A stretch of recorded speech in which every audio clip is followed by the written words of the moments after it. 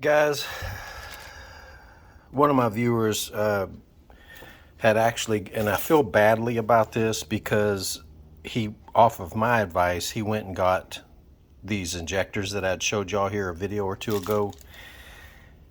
I'm wrong. These will not, well, will they fit? Yes. Will you have to do some extra playing around to make them work? Yes. And you shouldn't have to do that. The set that I told you I was going to buy from that other place that I thought I was being clever and getting these rather than buying those will be the exact length that you need. And I'll put when I actually get them, I'll actually get a link and let you know where to get them from. But I feel so badly because, I don't try to be an authority about this stuff. I just try to be helpful. And in this case, I wasn't helpful. And so I apologize. But this is the injector that I bought. This is an RC Engineering injector. So this one is like, the stock injectors are 195 cc. I think this is a 210 or 220. This is an RC injector, but this is a stock injector. And you can see if you line up your O-rings on here, here's this O-ring and here's this one. If you line them up, then it puts this injector way up here, or has it up here, and this one's down low. So I don't know what I was thinking. Like I said, I thought I was being clever using my parts availability with my vendors to get around buying any from that other guy, but it looks like I will have to buy them. So I apologize to you guys again, just trying to help instead of, that's why I like to do stuff and then show you. And there's times where I'm a little preemptive on it, and this is one of those times. So these injectors that I showed you earlier will not work. They're not one for one. You can't just swap them out and use them. Plus you had to use this little adapter on here, which is viable. You can use this if you find an injector that has that type fitting on it. You can use that adapter and it'll work out for you. But yeah, in this case, no.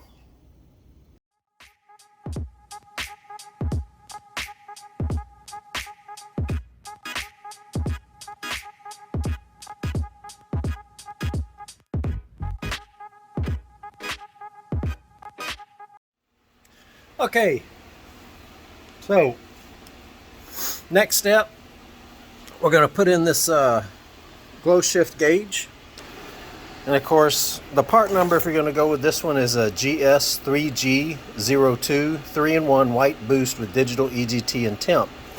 So yes, it is a 3 readout gauge. So the actual gauge itself reads 0 to 60 pounds.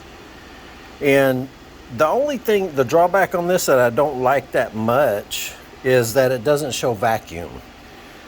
But I got to thinking, why do I need to see vacuum? I don't know. I mean, I can see that on the scan tool easy enough. I can actually set it up on the torque gauges that I have on my little display, so I can look at it there, so it's not a big deal. It's just not going to read any vacuum, just boost.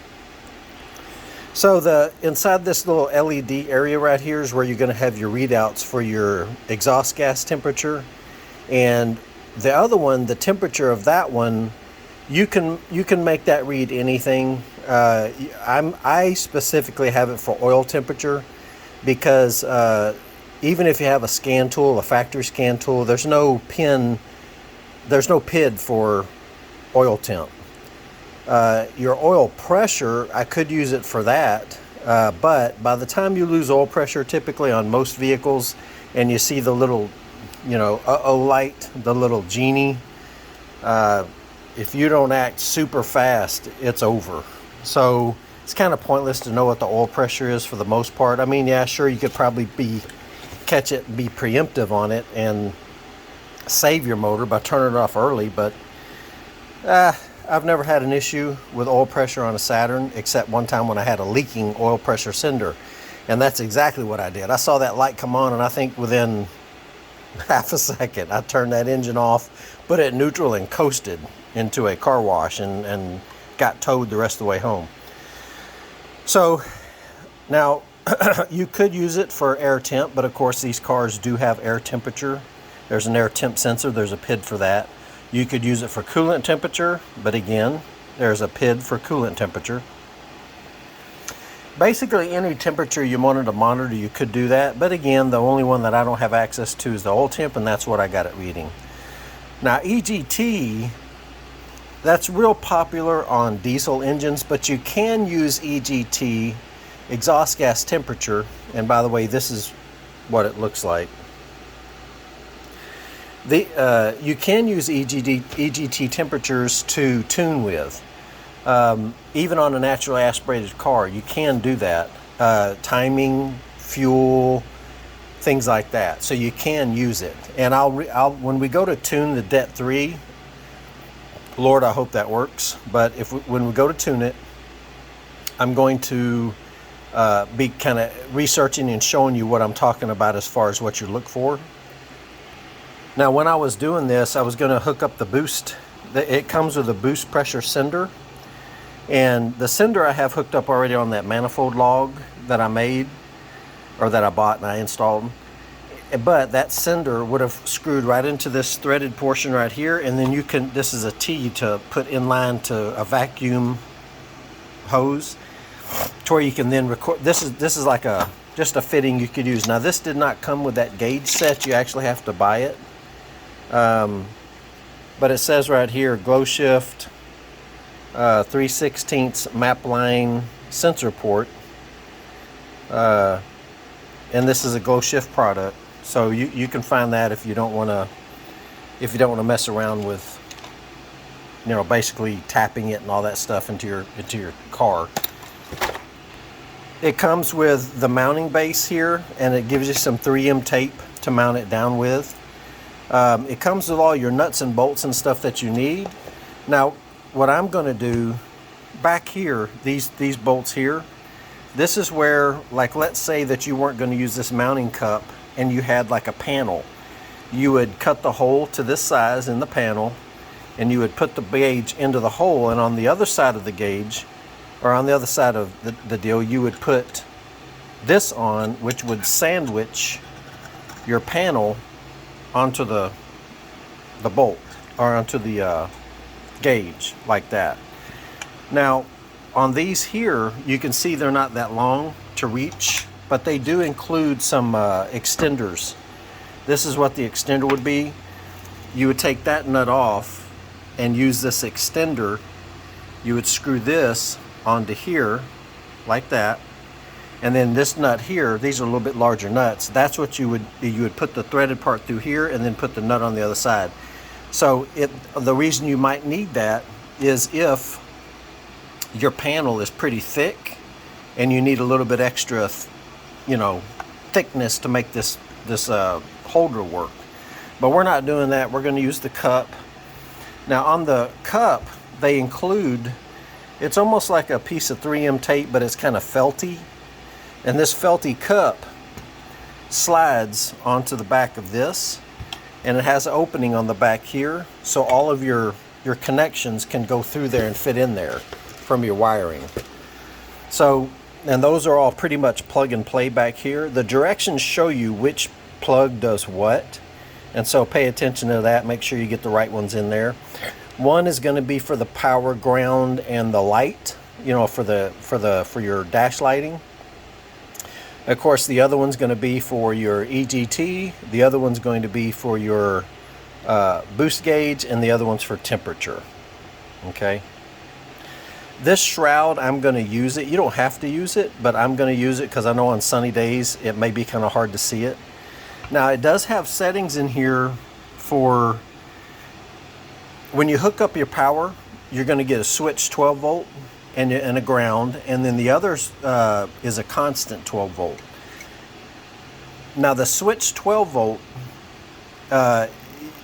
it's basically, so it's 4 wires, okay? So one is ground, the other one is constant, the other is switched, and then one goes to your lights, okay, for your lights. Now, You know, on your dash, you have the dimmer for your gauges. So if it's at night and the gauges are too bright and you want to dim them, you can turn them down. Well, you do not want to hook your light into that, because this being like an LED type deal, it'll flicker and it won't give you your dimming like you're looking for.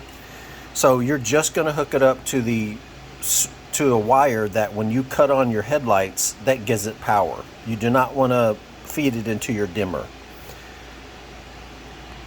Now they do allow you daytime brightness and nighttime brightness, as well as color changes. If you look on the box here, it's got all these different color modes on there that you can choose from. And that's what I like, because you know, I may go with the color of the car, the theme, which I think would be probably closer to that. But you know, for a change of pace, I may want to go bright yellow or green or whatever. But the cool thing is you can change it around. I chose the white face one because I just tend to like white face gauges more than black face. But they do have two options, you can see right there.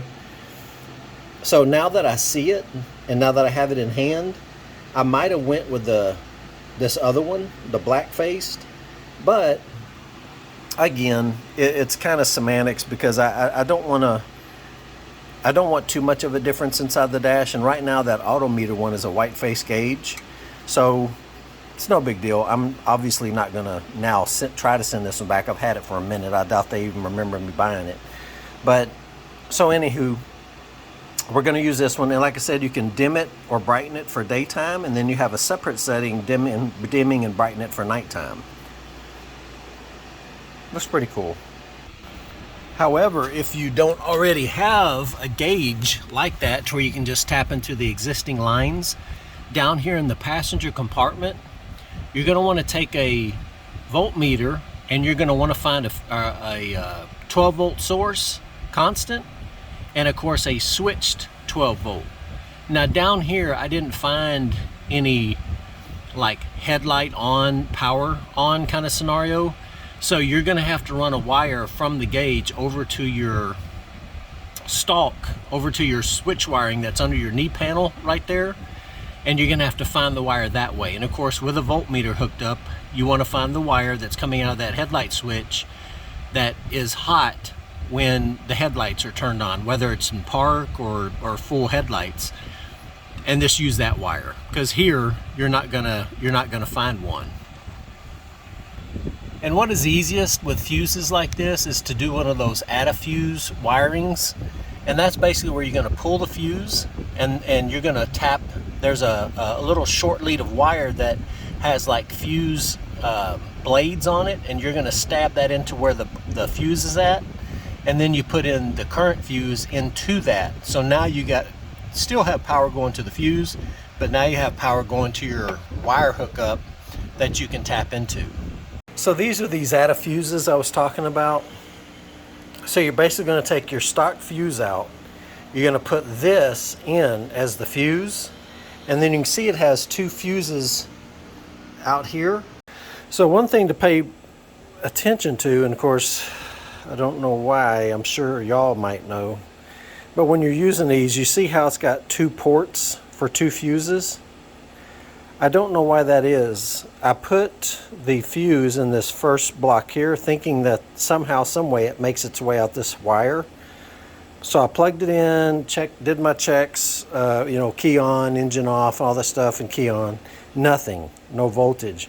I had both of the fuses in this front compartment here, so I moved the fuses to the back, and now I have the power and stuff coming out of here like I need.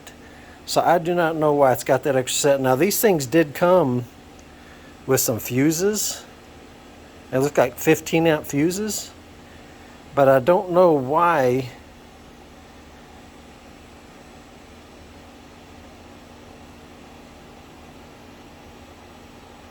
Because the power is coming out of here through the circuit back into here. Of course, it's also at the same time feeding power out of here. So I don't know. Oh, you know what? Here's what, okay. This makes sense. Let's say that whatever you have hooked up to here requires more amperage. Let's say it takes 30 amps or 20 amps, but yet this circuit that you're tapping into is only a 10 amp circuit. You would want to have your 10 amp fuse here on this inside one, so that as voltage flows through here, it goes through here and actually jumps both of these circuits at the same time and feeds right back into here. So they're trying to protect that circuit that you're using, but then you can use a 20 amp fuse back here to protect the fuse that you've got running off of this. That's what I suspect is the deal. But since I don't see any readings or anything, how much I think 10 amps is going to be good enough for this circuit, so I'm just going to leave it like that. So that's why. But they're kind of assuming that whatever you're feeding is going to need 15 amps, I guess, because all these fuses in here are 15 amp. So I think that's what it is. So again, if you're running something that requires a 20 amp fuse, you would put that in this back one because that's what's giving power to this wire. Whereas this front one, you would want to use your stock fuse because that's what's protecting the circuit that you're tapping into. So now again on the power wires, the red and the white, the red's going to be 12 volt constant, so you're going to want to hook that up to a constant 12 volt source. And then the white is your switched ignition. You only want voltage on that wire when you have your key on, whether it's the accessory position, the first position or the start position. The orange and black, the orange is your headlight. Power only when your headlights are on. You don't want to hook this into your dimmer, and then black is ground. Now on mine, being a mechanical gauge, it did have the boost port at the back, which I've obviously since taken off. So it goes in here, and then all that was connected in addition to this was the boost, the boost signal. And then of course your bulb goes in here. So yeah, I don't have power coming up here, so I am going to have to source it from down here using those adaffuses, and I'll show you which ones. Now I do have ground and headlight fuse here, because if I turn on my headlights, you see I got power there. So I've already got the headlight one up here and the ground, so all I need to do is source 2 positions for the switched and constant. Alright, so using our voltmeter, right now the key is off, and I'm going to try my best to show you. But there's a fuse down here. This is your relay right here. I want to say it's the fuel... Yeah, it's the fuel pump relay. You can't probably see it like that, but trust me, the big relay down here, it's your fuel pump relay. So up above it is a 10 amp mini fuse. Now that's for the body. That's what it'll say on the panel. So we're going to kind of touch it, and the key is off. Okay, so there we are. And I'm measuring both sides of it because you want to make sure both sides got. So 13, 14, whatever, that's constant 12 volts. Okay. So another one, we're going to use that one for our constant. And up here, there's one right here for your ignition. We're just going to make sure we have nothing with the key off. Okay, I'm showing nothing. Double check.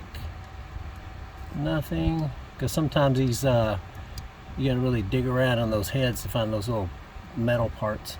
All right, so now we're going to key on. Let's see.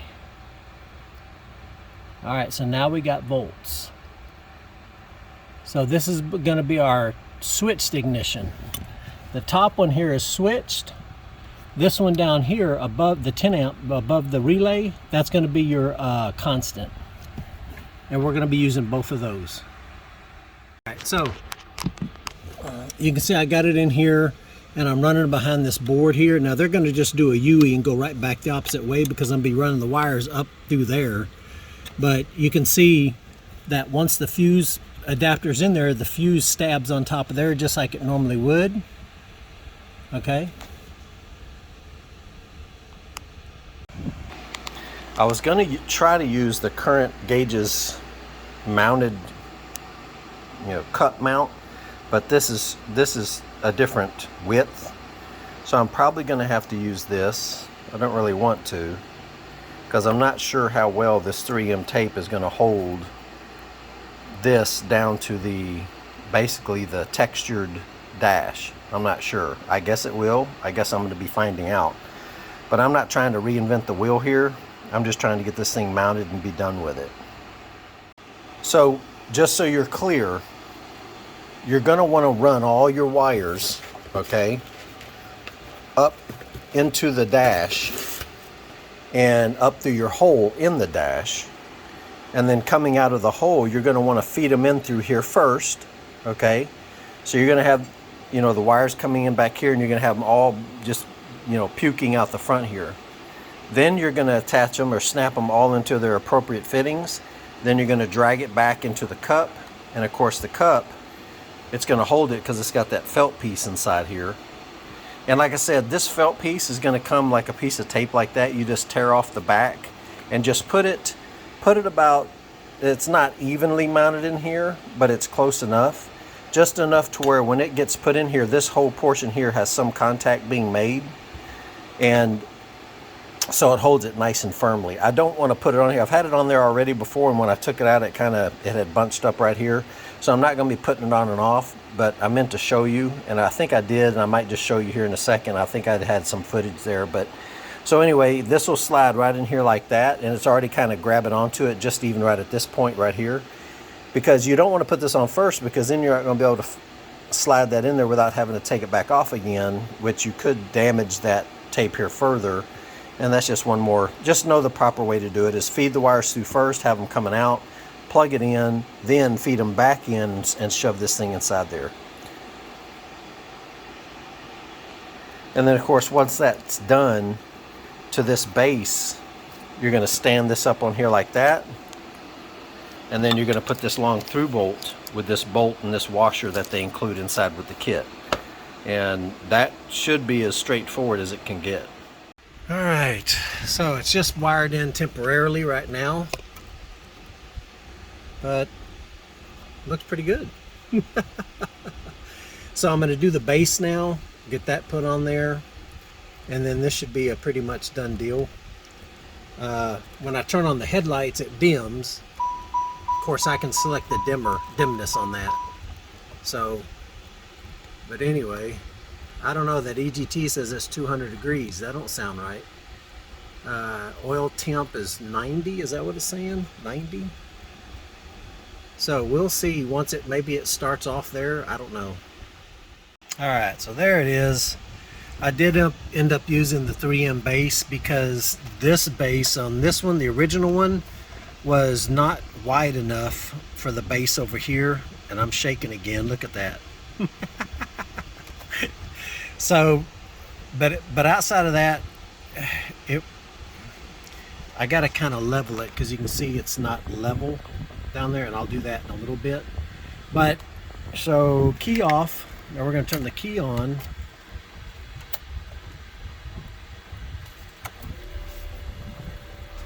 It does its little thing. Now I'm wondering if that 200 EGT is like a base set or something like that. Maybe it'll start reading once it starts getting temperature. But yeah, the oil being 90 degrees, that makes sense. It's a hot day today.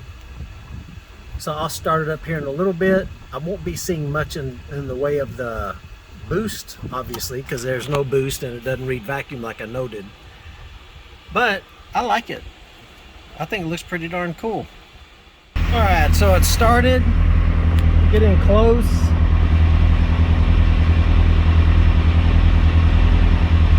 The EGTs are reading.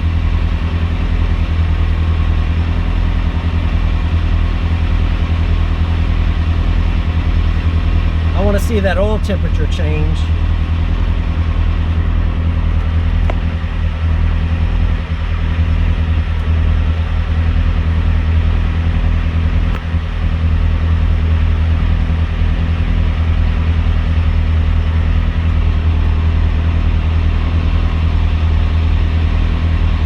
Oil temperature's kind of moving a little bit.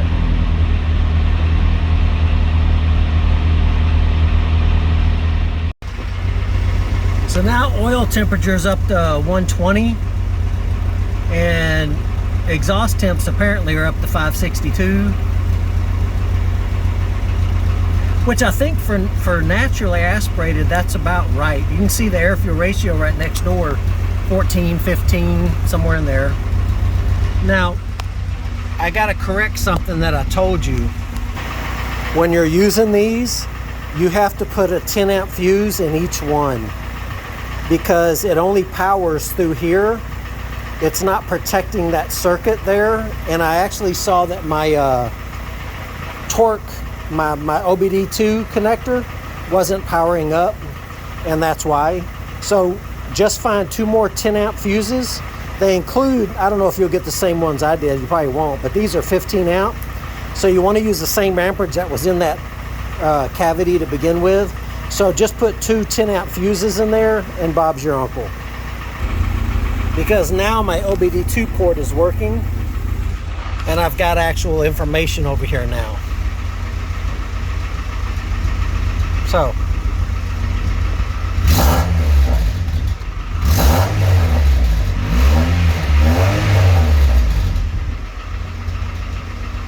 cool.